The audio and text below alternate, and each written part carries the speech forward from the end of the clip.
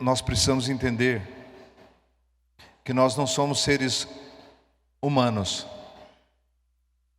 nós somos seres eternos. A humanidade nossa, ela é temporária. A humanidade nossa, se nós fôssemos seres humanos, nós seríamos eternamente humanos. E nós não somos seres humanos. Nós somos seres espirituais, vestidos num corpo humano, por algum tempo, para decidirmos o que vamos ter de recompensa na eternidade. Eu acho que a tarefa mais difícil de um pregador do Evangelho, de um pregador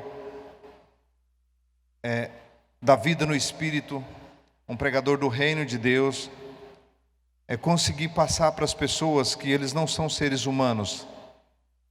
Ele é um ser espiritual, você é um ser espiritual. Você tem 100 anos para ter uma experiência humana aqui na Terra. E essa experiência aqui na Terra não é por aquilo que você faz para a Terra, é daquilo que você faz na Terra para a eternidade. A gente vê sempre quando as pessoas, nós que somos pastores e líderes, e envolvemos com todo tipo na igreja, os que estão abençoados, os que estão doentes, os que estão morrendo, os que estão partindo dessa terra. A gente tem uma experiência muito vasta com isso. E a gente vê quando as pessoas estão indo embora, há um desprendimento da terra muito grande. Aquilo que era vitória, aquilo que era conquista, naquele momento isso vai acontecer com você. Certeza absoluta, 100% que vai acontecer com você, vai acontecer comigo. Quando o nosso espírito estiver desocupando o corpo, nós vamos começar a dar valor a outros valores. Quando uma pessoa está passando dessa vida para a vida eterna, ele não está preocupado com as contas, ele não está preocupado com as conquistas, ele não está preocupado com outra coisa, ele está preocupado naquele momento, só passa pela cabeça dele, cabeça dela, que está indo embora: o que eu fiz na minha vida? É difícil segurar esse plano eterno que todos nós vamos passar por isso. O momento mais difícil: o que eu fiz com a minha vida? Eu vivi para 100 anos ou eu vivi para uma eternidade? Eu vivi para mim ou vivi para Ele? Eu vivi por mim ou vivi por Ele? Jesus disse assim, todo aquele que de mim se alimentar, viverá por mim. E às vezes você valoriza as suas conquistas mais do que a sua salvação. É dificilmente alguém vir correr e pedir para dar um testemunho: pastor, eu quero contar um testemunho na frente. Eu tive um entendimento que o meu nome está escrito no livro da vida. Eu tive um entendimento que eu sou um cidadão do céu. Eu tive um entendimento que é tão pequeno aqui na terra que é 100 anos ou 90 anos para uma vida eterna.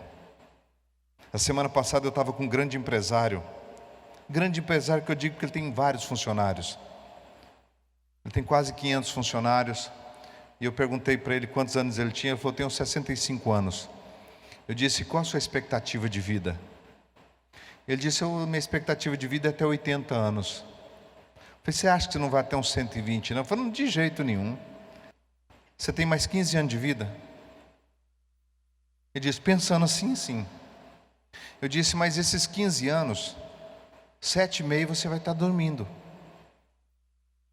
Quantos anos você tem de vida? 7 anos e meio? Agora você fez eu pensar muito diferente. Eu disse: você está desesperado ainda para conquistar alguma coisa. E as suas conquistas, vai chegar um momento que elas vão ficar todas aqui na terra, e você vai deparar com aquele que gerou você, e você vai ter que prestar conta para ele o que você fez com o corpo. Ele falou assim: você é um pregador do Evangelho que eu paro para ouvir. Você conversa com a gente o tempo todo pregando para a gente. E quando a gente menos espera, a gente já é crente. A gente já está acreditando. Eu disse: eu estou te confrontando, eu estou te jogando para uma realidade, porque tem 7 anos e meio ainda para você arrumar mala, para você preparar para uma eternidade que está diante de você. E se essa Bíblia estiver certa, ótimo. Se caso ela estiver errada, você não perdeu nada. Só que ela não está errada, ela está certa. Porque tudo que começou de Gênesis até aqui está acontecendo.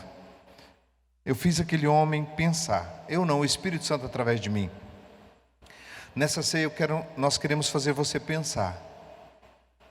Para que você valorize mais você. Então você tem que assumir que você é uma pessoa espiritual. Você tem que assumir que tem um corpo dentro de você. Um corpo espiritual. Um corpo espiritual gritando para as coisas eternas. Gritando para alimentar do pão vivo que desceu do céu. Gritando para alimentar da aliança que há no sangue de Jesus. Quando você entende isso, tua vida começa a ter outro sentido. Não é da noite para o dia que a gente entende isso. Mas a nossa função como pregador do Evangelho é abrir os seus olhos e é falar com você, para que você entenda o quanto você é precioso para Deus e o quanto Ele conta com você, olhando para cima, mais do que olhando para baixo. Todos os reinos aqui da terra são temporários. Tudo aqui na terra é um momento só. Por isso que Ele quer te dar o melhor daqui da terra, para você ser uma grande testemunha dEle, mas o seu coração sempre é para a eternidade. Diga comigo, eu sou um ser espiritual, tendo experiência humana. Eu não sou um ser humano, tendo experiências espirituais. Ah, se você entendesse isso. Você é um ser espiritual. Tanto você é espiritual, que se você tirar um tempinho em busca, você tem poder e autoridade para expulsar demônios. Você tem autoridade para pôr a mão no enfermo e o câncer sai dele. A paralisia sai dele. A catarata sai do olho dele. O corpo dele se ajustar debaixo da sua mão. Como é que você pode entender que você é um ser humano? Se você tem poder até para dar ordem para a chuva e ela parar. Se você tem poder até contra a enfermidade.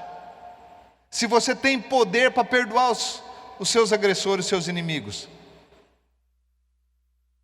Que poder nós temos? Então não pode ser um ser natural. Não pode ser um ser humano assim. Um homem espiritual, ele faz coisas espirituais. Um homem natural pensa natural, age natural e busca o natural. Um homem espiritual, quando ele está no processo de caminhar, o tempo todo ele está crescendo espiritualmente. E isso você vê, isso impacta as pessoas.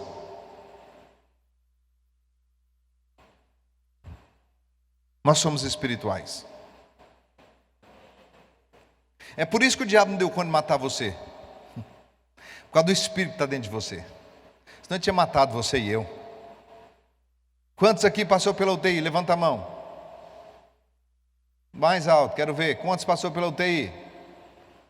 Pois é, né? Ainda que eu passasse pelo vale da sombra da morte, não temeria mal algum, porque o Senhor está comigo. Quantos passou por perigo de morte aqui? Já perigo bem sério mesmo de morte. Levanta a mão. Quantos passou? Sabe por que você não foi? Porque você é diferente dos que foi. Você é um ser espiritual.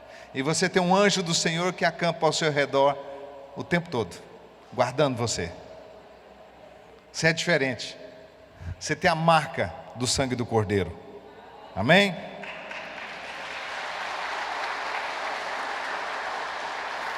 Glória a Deus. Vamos entender como é que começou a igreja primitiva e quais as atitudes da igreja primitiva, porque nós estamos voltando para a igreja primitiva, amém? Só que enquanto você, Atos capítulo 4, verso 32, nós vamos ler algo aqui tão poderoso, que é assim que nós queremos viver, só interessa para nós viver dentro desses padrões. Era um o coração e a alma da multidão. Atos 4:32. Era um o coração e a alma da multidão. Nesses próximos dias, tudo que Deus quer fazer é unir um coração e uma alma. Quando fala de coração, fala de espírito.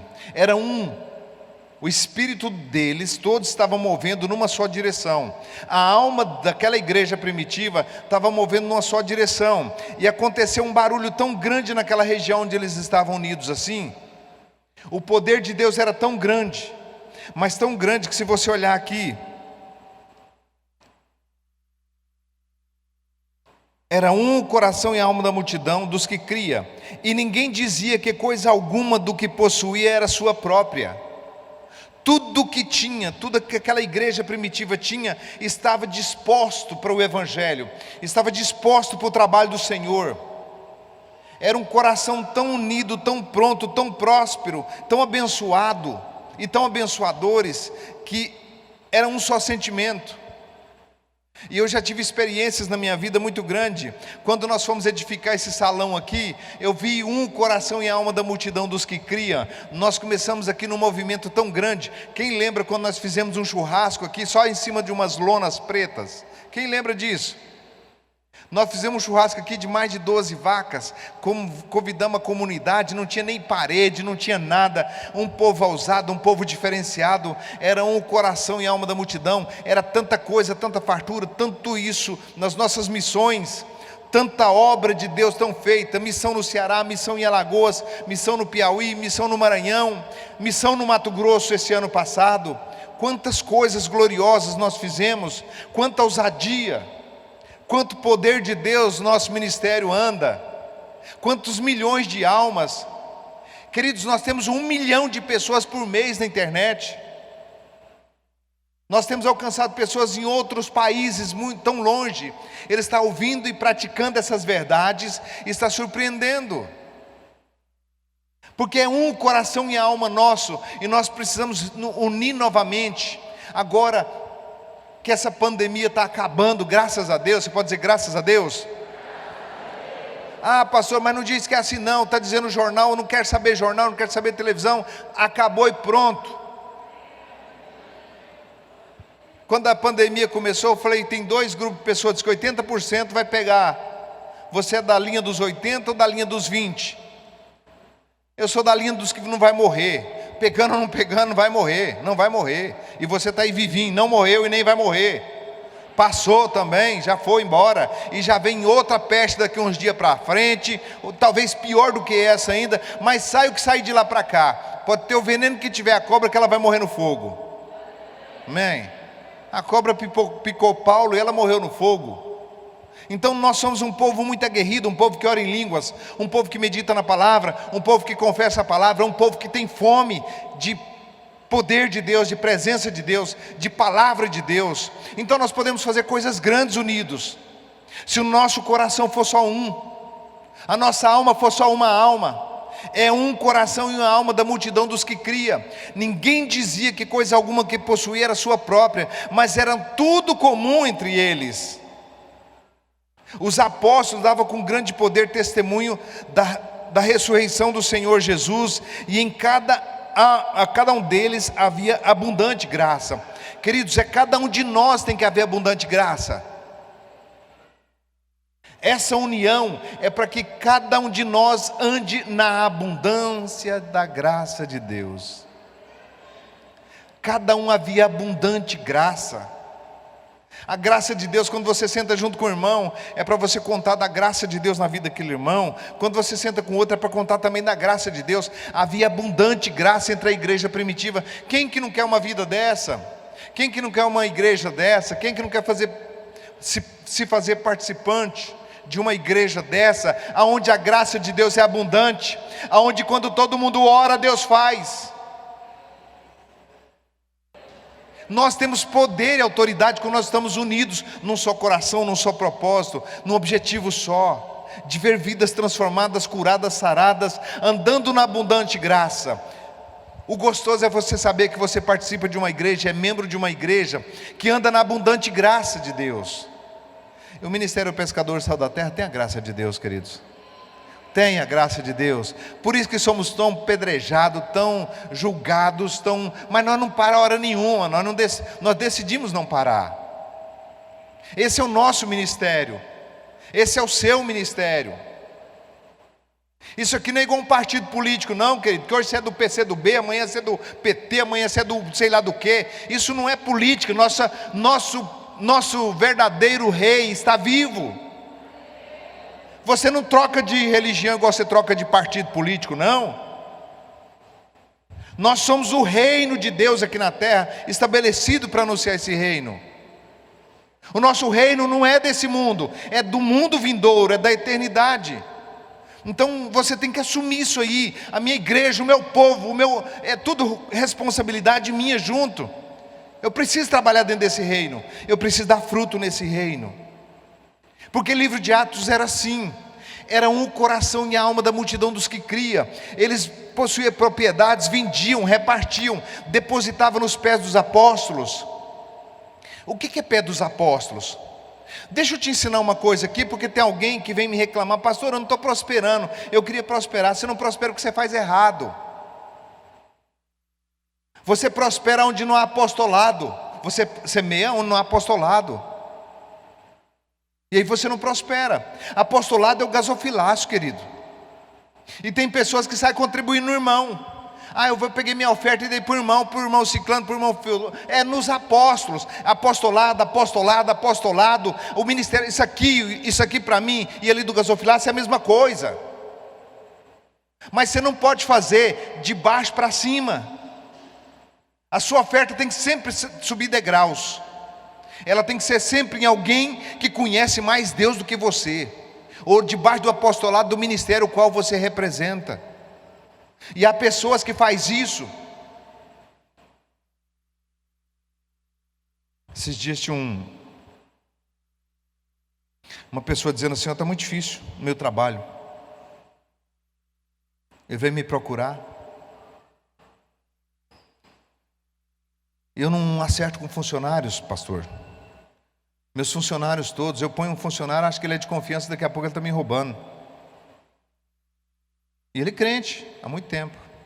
Eu disse: como é que é a sua oferta?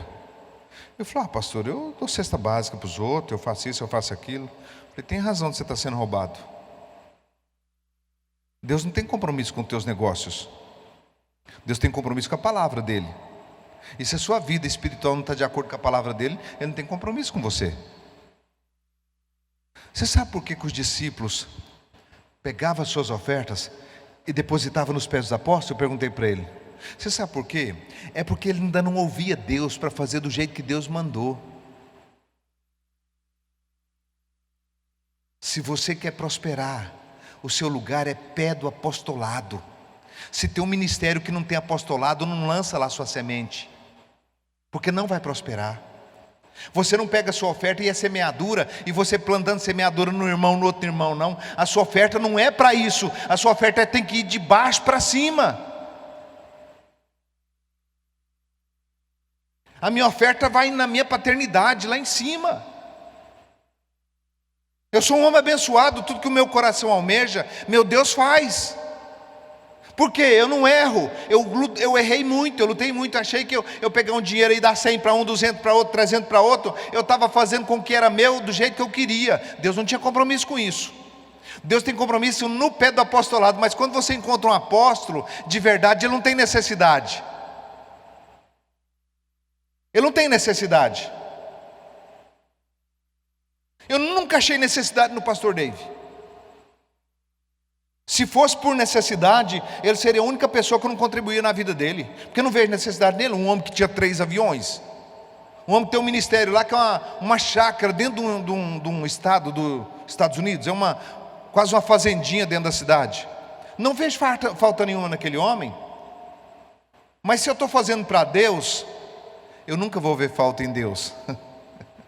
Agora, se eu estou fazendo para o homem, porque eu estou vendo falta no homem, a Bíblia diz que não é por tristeza nem por necessidade. Então alguém chega para você, alguém que é pastor ou alguma coisa, induzindo para que você dê uma oferta para ele, alguma coisa dessa natureza. Não é apostolado, não planta. Você quer fazer um bem, você faz, pode dar um presente. Mas ofertar para ter bênção de Deus, para ser guardado em tudo que você fizer e não ter prejuízo, a Bíblia diz, e eles depositavam as suas ofertas nos pés dos apóstolos, e os apóstolos repartiam com cada um, segundo a necessidade de cada um. Tinha graça de Deus na igreja primitiva. Então você cuida da sua oferta. Não coloque a sua semente na mão de quem não tem autoridade para abrir o céu em cima da sua semente. Porque o homem, quando ele chega nesse lugar de apostolado, tudo que ele quer é alegrar em ver você receber. Porque já aprendeu de qualquer maneira. Paulo falou assim, eu já aprendi a ter fartura, já aprendi a ter escassez. Agora eu posso todas as coisas naquele que me fortalece. Em Filipenses ele disse, olha, eu não estou procurando as dádivas, eu estou procurando o fruto que aumenta o seu crédito. Se isso aqui não for dar crédito para você, não vale nada para mim. Isso é para produzir crédito na sua vida. O que você deposita aqui é para dar crédito para a tua vida, para que você seja menos roubado, para que você tenha menos prejuízo. Mas faz da maneira que a Bíblia diz. Não mude a história do negócio. Não mude, queridos. Não mude o que está escrito na palavra de Deus, porque Deus só vela pela palavra, senão você vai ser um que vai pecar muito. Deus, eu estou fazendo, eu não estou recebendo. Por quê? Porque faz mal. Você tem que decidir a sua vida. Faça de acordo, está escrito na palavra de Deus. Não muda nada, se mudar não dá resultado. Eu conheço um homem, um dos homens mais generosos que eu conheci na minha vida. Preguei o evangelho junto com ele no início da minha carreira. Aquele homem, ele trazia malas assim de dinheiro e reunia os pastores dele, eram 17 pastores naquela época, e trazia malas de dinheiro e colocava em cima da mesa e dizia assim, quem vai pregar o evangelho tem recurso aqui, isso aqui é meu dízimo para produzir fruto. Pegava aquela mala cheia, dividia 17 pacotes e dizia, aquele que for ganhar uma para Jesus vem pegar, o que não for não vem não, que esse dinheiro serve para o seu sepultamento. Cada dia aquele homem prosperava mais. Tudo na mão daquele homem virava dinheiro, tudo. Até que um dia que ele achou que as pessoas não estavam mais fazendo segundo o que ele queria que eles fizessem. E ele decidiu abrir um ministério para ele. E ele não era pastor, ele não tinha dom nenhum para pastor. Acabou as empresas que ele tinha, ele perdeu as fazendas que ele tinha, e hoje a única coisa que ele tem é a igreja. Ele saiu de dentro da chamada dele, de dentro do entendimento dele, e entrou para dentro do entendimento dele, e deixou o entendimento de Deus para a vida dele. E eu lembrando de uma vez que eu fiz algo que eu me envergonho do que eu fiz. Eu estava no mercadinho comprando as coisas para ir para a pescaria. Aí chegou um moço e falou assim para mim, escuta, você pode comprar um litro de óleo para mim? Eu estou cozinhando com a minha família ali e eu precisava de um litro de óleo. Eu falei, posso? Falei para o dono do mercado, dá um litro de óleo aí. Dá o abridor de lata. O cara falou, não abre não, não abre não. Eu falei, não, mas você quer o litro de óleo, então vou economizar para você ter que abrir. Peguei o litro de óleo, abri e dei para ele. Ele virou as costas para mim e saiu me xingando. E Deus me deu uma taca tão violenta. Deus falou assim, por que você queria olhar o que ele ia fazer com o litro de óleo? Se você olhar o que os outros vão fazer, o que a igreja vai fazer com sua oferta, com seu dízimo, você faz igualzinho eu fiz com aquela lata de óleo. Eu abri e só dei uma opção para aquele homem. Ele comer aquela lata de óleo. E às vezes a gente contribui e a gente nunca tira o olho da semente da gente que a gente contribuiu. A gente fica olhando o que o pastor vai fazer, o que o ministério vai fazer, e a gente para de prosperar. A gente para de ver Deus nas nossas coisas. A gente começa a ser escravo daquilo que a gente possui. Não era assim que acontecia em Atos dos Apóstolos. Todos eles tinham abundante graça. E os apóstolos davam testemunho da ressurreição do Senhor Jesus com abundante graça. Não é o que vai fazer, é o que saiu da sua mão para nunca mais sair da sua vida. Isso que é prosperidade. Por isso que nós temos que fazer da maneira correta. Não crie uma Bíblia para você não, querido. Já tem uma Bíblia escrita pelo Espírito Santo. Não é o seu acho que funciona. Sabe, se você colocasse naquele gasofilácio o dízimo das suas percas só, 10% do que você perde por mês. Nós já tínhamos uma mega igreja lá em Cuiabá, porque eu estou sonhando com uma grande igreja lá. Um povo muito idólatra.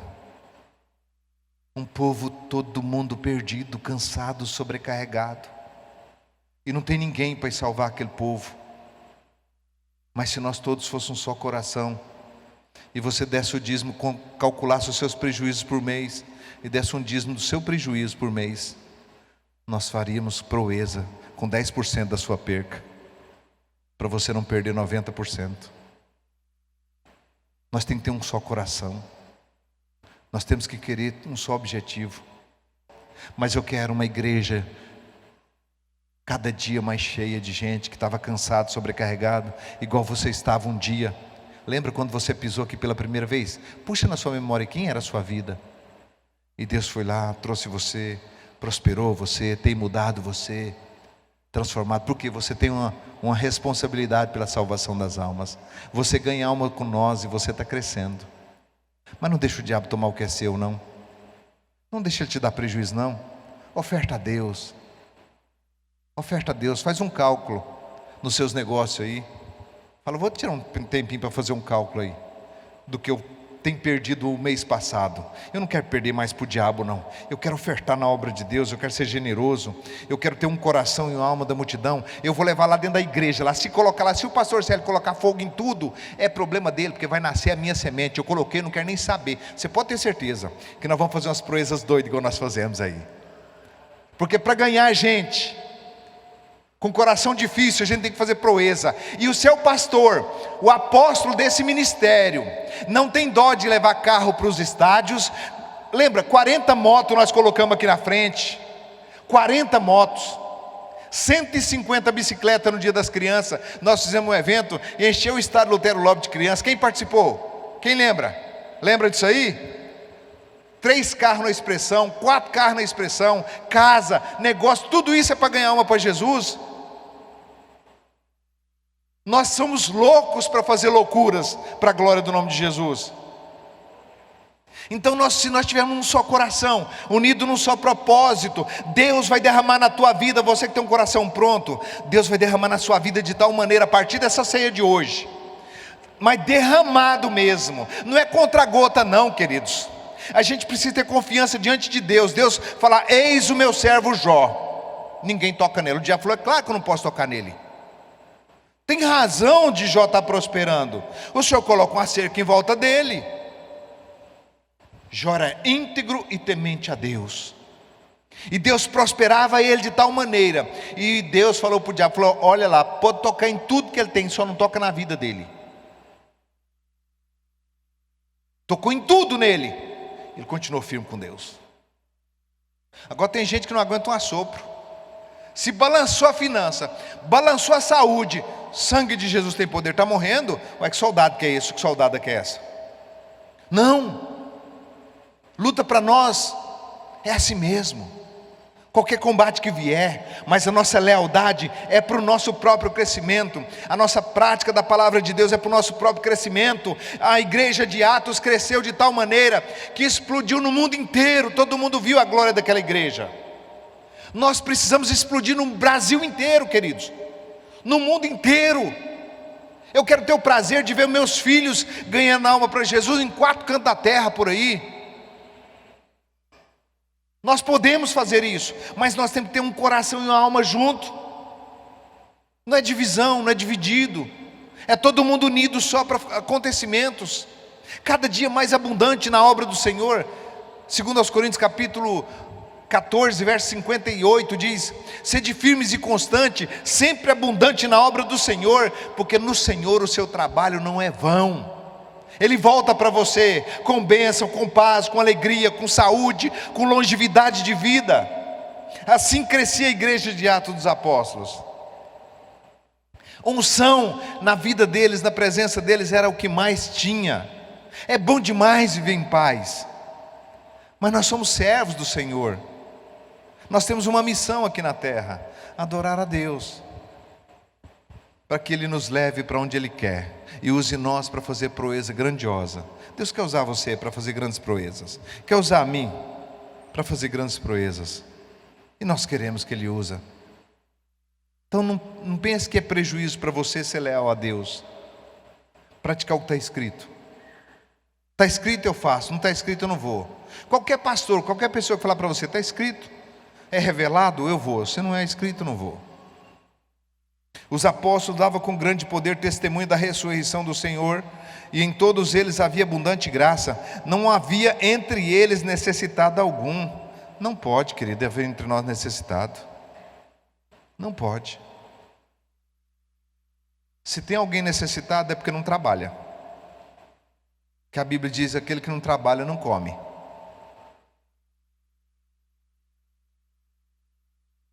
Aquele que não trabalha não come.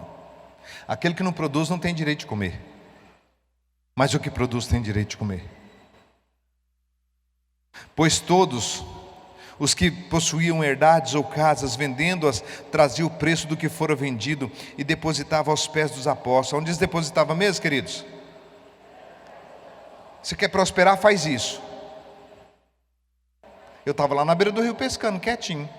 Deus falou: vou te colocar um povo na sua frente, para andar junto com você. E tudo que eu falar para você, você fala para eles.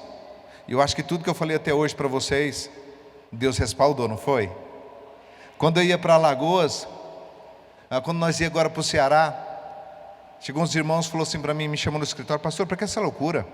Daqui no Juazeiro, você sabe qual que é a logística daqui no Juazeiro? Eu falei: não, irmão, mas Deus falou com nós vamos para lá para Juazeiro. Deus falou com nós vamos. Pastor, mas vai ficar muito caro isso, é muito dinheiro. Eu falei: não, nós vamos. O Espírito Santo falou para mim: liga para tal pessoa. Eu liguei para o moço que não é crente. Ele tem só uns 3, 4 mil carretas só no Brasil. Eu liguei para ele e falei assim: escuta, eu preciso de você. O que foi, pastor? Eu pesquei com ele alguns anos atrás, e hoje ele virou um multimilionário. Eu falei: eu preciso de você. Ele falou: o que é que você precisa?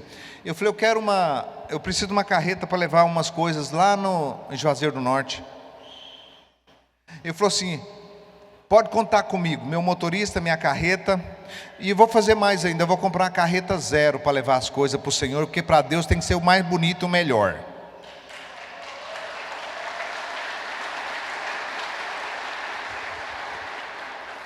Comprou uma carreta zero e botou um motorista à nossa disposição, foi levar comida lá no Juazeiro do Norte. Chegando no Juazeiro do Norte, nós estamos lá, e Deus falou comigo assim: ó, o evento vai ser lá no estádio. Nós fomos ver um som, o som custava 26 mil, 27 mil reais, não me lembro quanto foi. Aí o Deus falou: o som vai ser lá. Deus levantou um filho dele, um servo dele, e foi lá, faltando meio-dia para o evento começar, anunciado que ia ser lá no estádio. Deus preparou a pessoa, foi lá, pagou o som todinho. Nós tivemos show pirotécnica ainda, fogos. E Deus fazendo um evento daquele tamanho. Se eu tivesse escutado os irmãos que me falou ali, as quase 3 mil almas que foi batizada lá não tinha sido batizada. Então nós somos meio malucos para fazer aquilo que Deus quer. E Deus vai usando os vasos dele que Ele quer, e fazendo as coisas. Por isso nós precisamos ter um só coração e uma alma, um só sentimento. Abre o seu coração para Deus te usar. Deixa Deus usar você para fazer coisas grandes desse nível. Nós foi dentista, foi médico, foi gente para lá, quase 500 pessoas, e saímos, fizemos um barulho, uma passeata na rua, a carreta passou derrubando fio na rua, buzinando, nós fomos parar no fórum. O juiz: com o que você está fazendo, com que autoridade, para quem que é isso aqui, quem está bancando vocês? Levou nós lá no fórum, nós: doutor, isso é Deus, doutor. Pastor Nabs tem até o áudio da juíza. Eu estou passada com esse povo. É muito organizado, eles tem fitinha para todas as coisas no braço das pessoas. Eles recebem na porta com carinho, com amor. Mas eu estou passada. Ela fala no linguajar cearense, é engraçado demais. Eu estou passada, esse povo é diferente demais. Sabe quem? Aí eles disseram que nós tinha uma organização extraordinária. Nós não organizamos nada. É porque o povo tinha um só coração e uma alma. E dos que cria. E tudo que ia na frente de Deus ia abrindo porta e fazendo as coisas como Ele quer fazer. A organização vem do Senhor. Deus usa os corações voluntários, as pessoas voluntárias, as pessoas apaixonadas por Ele. Então, tudo que é para a obra de Deus não é caro, não é muito. Porque nós somos um ser espiritual, nós não somos um ser natural. Então não ponha preço naquilo que você vai fazer para a obra de Deus. É porque a única maneira que Deus tem é fazer com que você possa servir, para ser mais servido ainda. Ninguém toma prejuízo fazendo as coisas para Deus. Tem 28 anos pregando o Evangelho, nunca vi alguém tomar prejuízo fazendo as coisas para Deus. Não toma, porque é para a glória dEle. Então era o coração e a alma dos apóstolos, da multidão, dos que criam. Eles traziam suas ofertas, depositavam nos pés dos apóstolos, e cada um repartia com os que tinha que repartir, que trabalhava dentro do reino, que tinha responsabilidade, que eram pessoas que tinham um coração só. Era um coração dos que comiam juntos e trabalhava. Assim tem que ser. Deus usando pessoas para colocar cadeiras novas, um som cada vez melhor. Vamos fazer uma fachada nisso aqui, vamos preparar para o final do ano. Nós passamos por um sinal muito grande esses últimos tempos. Não podia nem congregar, nós temos que dar uma resposta para tudo isso. O povo de Deus, olha lá, o povo de Deus está crescendo, está prosperando, Deus está mudando a vida deles, eles não têm crise. Nós devemos andar com Deus, para as pessoas do mundo ver que nós somos diferentes, e não tem crise em nós, para que eles queiram o Evangelho. Nós somos o testemunha de Jesus. Você é o testemunha de Jesus. Então abre teu coração para o reino de Deus. Então José é chamado pelos apóstolos de Barnabé, que significa filho da consolação, levita natural de Chipre, possuía uma herdade, vendendo-a trouxe o preço e depositou aos pés dos apóstolos. Ele foi lá vender uma propriedade. Vai acontecer isso aqui daqui a um tempo, no nosso meio. Amém? Vão depositar. Vão depositar. Eu falei para Deus um dia: Senhor, eu quero ser um testemunho para os meus pastores, para todos, que é possível. Eles não vão entender, mas eu quero ser um testemunho. E Deus falou: então anda na fé. E se você sentar comigo uma hora e quiser que eu conte algumas loucuras de semeadura e de colheita, eu posso te contar. E uma coisa eu pedi para Deus: Pai, não me deixa na mão dos homens. Não me deixa na mão de pessoas que querem manter o serviço do ministério, mas querem governar. Não me deixa na mão desse povo, Pai, em nome de Jesus. Essa tem sido a minha oração incansável, porque Deus dá a direção para um homem, e quando Ele dá a direção, tudo está certo. Quando Deus me deu a direção para ir para Lagoas, a cidade que nós fomos, está 70% da cidade todinha com zika e chikungunya. Nós fomos mais de 100 pessoas, ninguém pegou zika, ninguém pegou chikungunya, não aconteceu nada de errado. Nós entramos e saímos e fizemos, porque Deus estava na direção, Deus mandou fazer. E Deus diz: quando eu mando fazer, eu pago a conta. Mas quando você faz o que você quer, você paga a conta. Eu não quero pagar a conta, eu quero que Deus manda fazer. Nós alcançamos pessoas, uma mulher, uma jovem que tinha lá, valeu toda a viagem nossa no Piauí, em Alagoas. Fazia 12 anos que ela estava dentro de uma jaula. A casa dela tinha uma jaula, um cômodo trancado, e aquela mulher ficava trancada o tempo todo. Chegamos lá e mandamos abrir aquela jaula lá, e aquela moça saiu. Aquela moça saiu e começou a glorificar a Deus. Direto nós recebemos mensagem que o Evangelho está crescendo naquele lugar que nós passamos. A semente que nós plantamos lá foi boa. Uma semente realmente que mudou. Esse dia eu atendi uma pessoa do Maranhão e disse: pastor, você não tem noção o que vocês fizeram nessa cidade. Eu falei: não foi nós. Ela falou: eu sei, mas Jesus usou vocês e vocês deixou ser usado. O que Deus fez aqui foi muito grande. Então devemos andar sim em um coração e alma da multidão. Certo homem, vou terminar aqui, certo homem chamado Ananias, com sua mulher Safira, vendeu uma propriedade e reteve parte do preço, sabendo sua mulher, mas levou o resto, diga comigo, o resto, e depositou aos pés dos apóstolos. O lugar dele depositar foi muito bom, foi o pé dos apóstolos, só que levou o resto. Dá resto não. Não vamos falar de quantia. A quantia você decide. Você quer dar o dízimo, você dá. Você não quer dar, você não dá. Qualquer coisa que você for dar para Deus é no pé dos apóstolos e não pode ser resto. Não pode ser depois você paga as suas contas todas, não. Primeiro você tira do seu Deus, depois você tira o seu. Quem que falou isso? Jesus. Jesus falou isso. Pedro disse: mestre, os cobradores de impostos estão aí fora. Estão cobrando o meu imposto e o seu. Ele falou: olha, Pedro, para nós não escandalizar eles, que eu sou dono do céu, da terra, eu que criei todas as coisas, e para mim não escandalizar eles, que eu sou da descendência de Davi. Davi, quando venceu o gigante Golias, Saul falou assim: o homem que vencer esse gigante, ele e a casa dele perpetuamente está isenta de imposto. Será que o gigante era brabo? Davi foi lá, venceu o gigante. Então da casa de Davi, da linhagem de Davi, ninguém pagava imposto. Essa era uma aliança, um decreto eterno que Saul fez, que da casa de Davi ninguém pagava imposto. E Jesus era da descendência de Davi, então ele podia falar: eu sou descendente de Davi, eu não preciso pagar imposto. Ele falou: não vamos escandalizar eles não.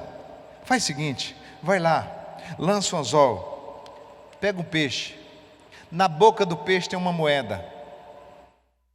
Isso aqui parece com uma moeda? Para o final do ano nós vamos ter um púlpito novo, diferenciado aqui. Tem uma moeda.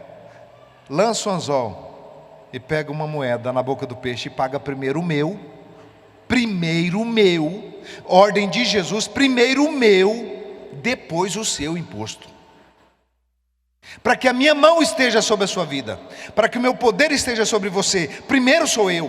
Porque quando a dor vem, você grita: eu em primeiro lugar. Quando a dificuldade vem, quando você não tem mais força em você, você me procura. Quando os recursos humanos acabam para você, você vem até a mim. Por que não põe eu em primeiro? Para que eu te coloque em primeiro também. Então primeiro é dele. Ele vendeu a propriedade, pegou o preço, reteve a metade, pegou o resto e trouxe. Só que o Espírito Santo estava lá. E Pedro disse assim para ele. Então disse Pedro: Ananias, por que encheu Satanás? Sabe quem que foi? O próprio Satanás. Por que encheu Satanás teu coração? Para que tentasse o Espírito Santo de Deus, retendo parte do preço da propriedade, guardando não ficava para ti, e vendendo não estava em teu poder. Por que causou esse desígnio no teu coração? Não mentiste a homens, mas a Deus. Nós temos que ter temor de Deus, queridos. Deus está vendo tudo. Deus sabe tudo. Deus conhece teu coração.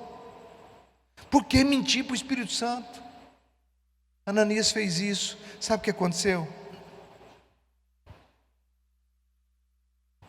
Ananias, ouvindo essas palavras, caiu e expirou. E grande foi o temor que caiu sobre todos os que isto ouviram. Levantando-se os jovens, cobriram o morto. Isso aqui foi que eu entendi. Levantando-se os jovens. Aquela igreja era de pessoas que já estavam velhas e não estavam praticando a palavra. Aí chegou gente nova e sepultou o velho. A pessoa chegar para fazer aquilo que Deus designou você para fazer, é melhor morrer do que não fazer aquilo que Deus chamou você para fazer. Porque bate uma tristeza em você quando você vê Deus levantar uma outra pessoa porque você falhou. Se Deus levantar um para o seu lugar, se você falhou, porque você falhou, a condenação vem sobre você, que você não consegue sobreviver. Não tem mais sossego se você vê alguém fazendo aquilo que foi designado para você fazer. Seja fiel ao teu Deus. Ele não vai deixar de ser fiel com você. Nunca. E ainda que você não for fiel, Ele permanece fiel. Porque Ele não pode negar-se a si mesmo. Ele é um Deus fiel. Os jovens cobriram o morto e transportaram para fora e sepultaram. Vamos praticar o que está escrito? Não vamos mudar nada não. Antes de você ouvir essa palavra, se você mudasse ainda tinha perdão. Mas agora, se você quiser mudar a palavra de Deus para o seu próprio interesse, você já foi ensinado. Porque Deus quer usar você. Ele quer fazer um milagre tão grande na tua vida, que através da tua vida muitos vão se converter. Alguém vai olhar para você e ver como é que está mudando a sua vida completamente, e vai dizer: o que aconteceu com você? Você vai dizer: foi Jesus Cristo de Nazaré. Como é que Ele fez isso? Eu comecei a ser leal a Ele. Eu comecei a observar os detalhes da palavra dEle e praticar. Então pratique do jeito que está escrito. Por isso que a ceia tem que comer do jeitinho que está escrito. Você pega o pão, você pega o cálice. O pão significa o corpo de Jesus que foi entregue para você. O cálice significa o sangue de Jesus que foi derramado para fazer uma aliança com você. E deixa eu te dar uma noticiazinha de última hora. Você que entregou sua vida para Jesus, você não tem mais livre-arbítrio. Porque você diz: Senhor Jesus, eu te recebo como meu Senhor e Salvador. O seu livre-arbítrio é só para sair da presença dEle. Se você quiser sair, você pode. Mas para ficar com Ele, você não tem livre-arbítrio. Você precisa fazer a vontade dEle. Senão a oração do Pai Nosso não tem valor para a sua vida. Seja feita a tua vontade. Então fazer a vontade de Deus é melhor que fazer a sua. Então essa ceia é para você comer, para fazer a vontade do Senhor. Para deixar Ele usar você como vaso dEle. Para que você seja uma bênção onde você está. Sua casa seja uma bênção. Sua família seja uma bênção. As pessoas, funcionários sejam uma bênção. Seus credores sejam uma bênção. Os seus fornecedores sejam uma bênção. Todo mundo que olhar em volta para você vai saber que você é uma bênção, porque você coloca o reino de Deus em primeiro lugar na tua vida. Então tu será uma bênção. Bendito será o entrar, bendito será o sair. Bendito será o teu cesto, bendita a tua amassadeira. Deus te colocará por cabeça e não por cauda, estará por cima e não por baixo, se ouvir a voz do Senhor teu Deus e fazer conforme está escrito. Não mude o que está escrito. Não crie uma Bíblia para você. Não crie. Não mude o que está escrito. O que está escrito é para ser cumprido. Agora você sabe disso. Você é julgado por essa verdade e é absolvido por essa verdade. A palavra de Deus é vida e morte. Eis que proponho a vida e a morte, o bem e o mal. Escolha a vida para que viva tu e a tua casa. Amém? Deuteronômio 28. Glória a Deus. Deixa Deus usar você. Aponta para a pessoa do teu lado e fala: Deus vai te usar grandemente. Deus vai te usar grandemente. Aponta para alguém e fala: Deus vai te usar grandemente. Confia nele. Confia em Deus. Ele vai te usar grandemente. Mas grandemente. Para que o propósito dele seja cumprido em você e depois através de você. Amém?